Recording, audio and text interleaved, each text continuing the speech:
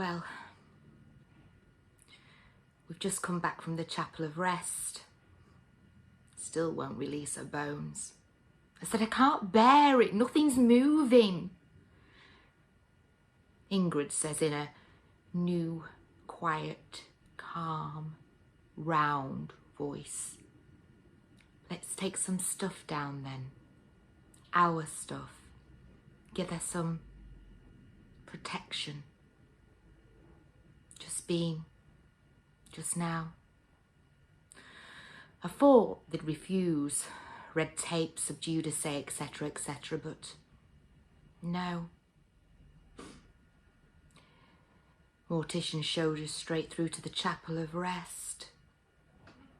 Ingrid says, we've got some things we'd like to put in with her. I thought he'd draw the line at that, but no.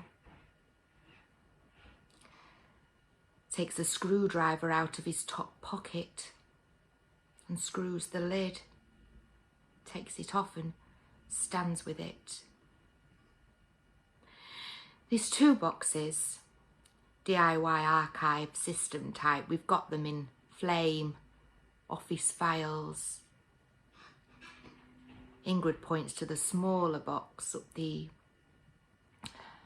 head end, says, is this the skull? And he nods. Go on, she says quietly. Take it out. It's beautiful. And I take it in my hands. And I can feel her head and shape, texture and resilience, and I'm flooded with its joy.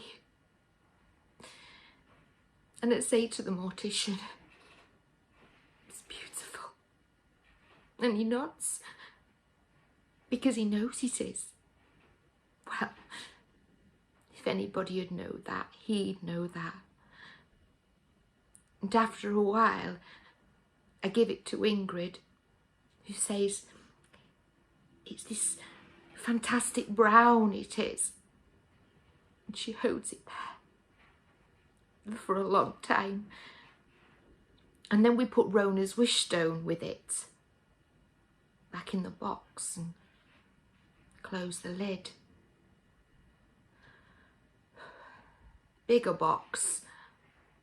Different parts of her they've managed to, I thought, top of her arm, collarbone, leg. And in there, we put a piece of the gauze off a nature table. Sheep's wool still wrapped in it. Place she loved to go. Windy Hill. And also, Leo the lion. And I go to the chat. Now guard her. Keep her safe. We all smile. And then all the lids go back on. And he screws the lid back on the coffin. And I say, thank you. And he says, no problem. I wish more people could do this. And then we come outside to this place, this handy little garden parky place, and I feel at peace. And we're holding hands, me and bloody Ingrid. And she says, now, Mum, be in the moment. I said, what, Petal? She said, Mum, you're in a very bad space. You've got to let go of your anger. You've got to move on. If you hold on to your rage, it'll consume you. You let it go. Make space for other things to enter your heart. She's got this new way of talking. It's like listening to a diet and exercise book. I said, what do you want me to do? That's how you talk back to them. I think what we have to do is forgive Ralph Wattage with our whole hearts. I said, I want to slap you. I want to spit in your face. I want to scratch your eyes out. She said, Mum, it's been 20 years. It's long enough. Let it go. I said, I just did in there. She said, you should go and see him. Tell him you forgive him.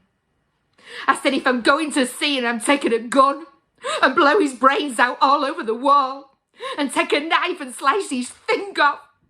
Stick a blade through his eye and take his brains out that thought what he did, what he thought. She was my little girl. And she said, so was I.